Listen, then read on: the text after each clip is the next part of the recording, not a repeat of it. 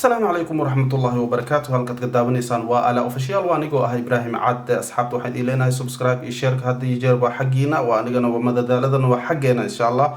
مرك waxaan idin dhameystiri doonaa sheekadii hore aan u soo aragnay ee Yusuf ahaa wiilkii 22 jirka ah oo haddana 15 sano fadhiyay iskoolka qaybtiisa labaad ayaan ku daaban doonaa daabasho wacan asxaabta.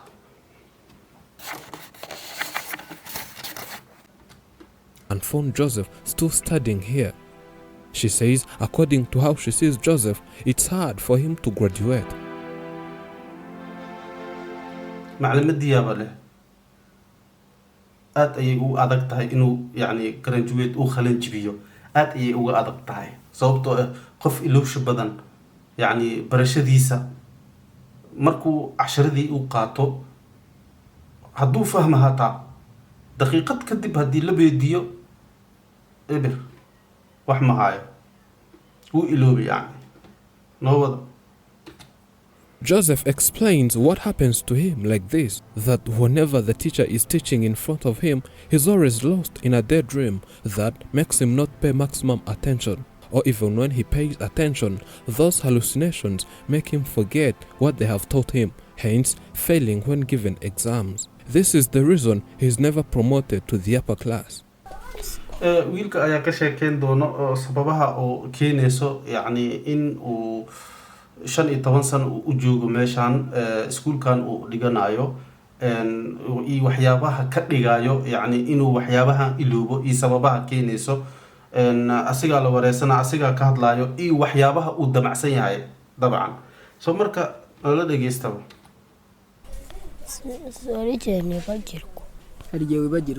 Serereza kanyita muzee ariko rakumva narivamo ari baraserereza ngo makanyita nkandi muzee. They always troll. iskuulkana caqabada uu ka kulmaayo mar walba waxay ugu yeeraan yani old man nin duq ah ama oday ah ayay ugu yeeraan wayna riixaan yani madaxana way ka garaacaan soo uu sheegay luqadda ma aqaani laakiin English hoos lagu soo qoraayo soo marka asxaabta waxa idin leenahay waa sheeko oo real ah dhab ah oo u dhacday dalka Afrikana ka dhacday noo sii socda sheekada aan sii wadnay. And bully me saying I'm the old man. People keep discouraging me each and every day. Even some teachers who found me at this school say that I'm soon getting my pension. They say I'm too old and soon reaching the retirement age. All that makes me think of dropping out. But then I remember I promised myself that I'll do whatever it takes. runtii ardaydii ayagoo saas ku ah oo old man ay ku caayaan macallimiintana qaar waxay ku waaniyaan yani inuu iska dhaafo sababtoo ah iskuulku uu fadhiyo da'diisa uma qalmato inkastoo 21 uu jir uu yahay haddana iskoolka koowaad ayuu fadhiistaa ciyaalka yar yar ayuu la fadhiistaa laakiin wuxuu taagan yahay Yusuf wax walba ha igu qaadato riyadeeda ma baabi'inayo waa si soconaya ayuu taagan yahay noo wada. Then graduate.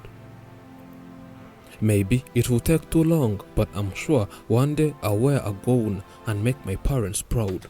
si walba igu qaadato taagan yahay wax walbana ha igu qaadato maalimaha kamid ah hadafkayga waan gaari doonaa waalidkeena way ugu faani doonaan.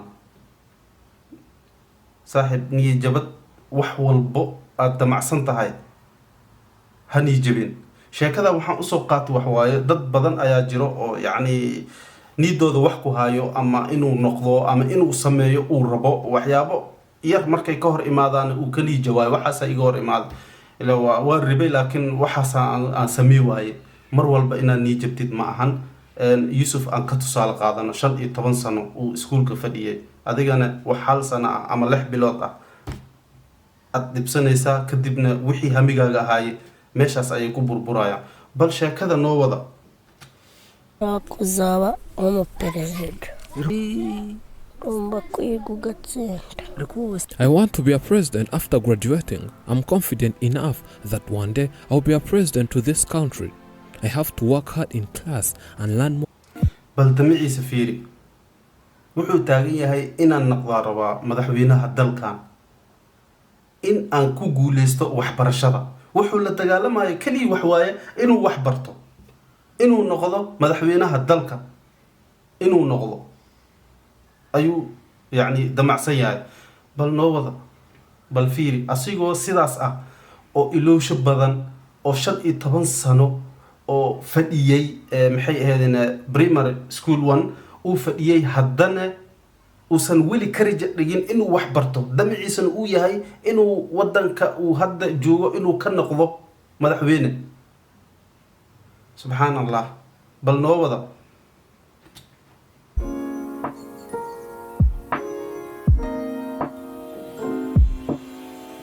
more about politics so that I'll be a good leader. And I know that God will help me. Mwana wa kabiri. إلا هير وحو تاغي هي بوليتيك يعني سياسي إنه نقضه أو هير يعني مدحوين نما أو غارو وحو كلو كدري مالين وان اوغه يعني مالين ما كميد ان إلهي قرب قلايو أم عابنايو إن نقضه يعني هميجيغا يعني إن سي هرمريو إلهي إنه قرب قلايو ولي رجدي ساعات أي وفي عنتهاي يعني يوسف يعني ولي موسن نيت جبن موسن نيت دجانين إن يعني وحبرش هذا وكسحه ولي هرتيس أي وصعدا بل نوضا إن هو يديسنا وحي تاجن تهاي وويلكي لبعض وويلك لبعض يضع أي شيء خفتان وويديس طبعا. سورينا نمتانجي شوري ومازما نياك makumyabiri yiga muri primaire koko abo biga n'ubungu abo biganye mbega bageze kureba bageze mu mashuri makuru babayobo ba dogiteri. Joseph is my second born. My son wiilkeeda labaad waaye waxay way la socotaa hooyada dabcan waa wiil yani iyada dhashay dadkii iskuulka la dhiganayeen ay tiri dhammaan way qalan jibiyeen doctor ayay noqdeen qaarna waxay noqdeen lawyer abukaato ay noqdeen qaarna waxay noqdeen yani professor dhimba meel uu gaaray heerkiisu gaaray laakiin as wiliga sidiisu ayuu u taagan yahay wili iskuulkiina uu dhigtaa 15 sano laakiin wili ma uusan raji dhigin Yusuf. His education story is quite unique but also sad. He has spent 15 years in one class. He started his education career at age 6. From there, the rest was repeating. He's now 21 and has repeated 15 times. Some of those who started with him became mayors, others are ministers, lawyers, and other important people to the society. But for him, he's still where they left him. maxaa ka xanuun badan 15 sano soo lex jir uu bilaabay 15 sano uu ku qaatay maxay ahaydeen iskuulka soo marka waa cajiib yani dadkii la dhiganayana waa professor iyo doctor iyo wax bay noqdeen de horumar ay ka sameeyeen noloshooda asigana wili sidiis ayuu taagan yahay ilaahay maskax la'aan ma dhigo aamiin nagu dhah kada aad nagu dheeraatay soo sidaas darteeda waxaan u sameyn doonaa qayb saddexaad insha Allah soo marka waxa idin leenahay asxaabta nagu xiran had iyo jeer subscribe iyo share waa xaqiina insha Allah anigana madadaaladan waa xaqeena sidaas iyo nabadgelyo halka ka daawanaysaan waa AALAA official. Assalamu alaykum wa rahmatullahi wa barakatuh.